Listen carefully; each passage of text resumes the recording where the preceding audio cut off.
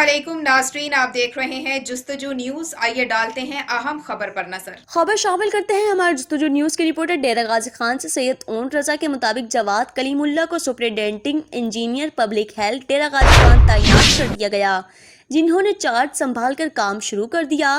वो इससे कबल डेरा गाजी खान में बतौर राइस DO एक्सीन पब्लिक हेल्थ काम कर चुके हैं।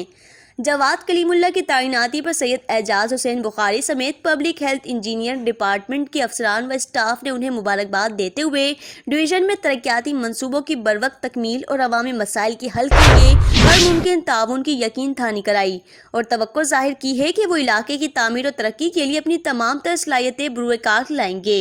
मज़ीद अपडेट्स के लिए देखते रहें जुस्तजू न्यूज़। फेसबुक और YouTube पर भी सर्च कीजिए जुस्तजू न्यूज़ कराची।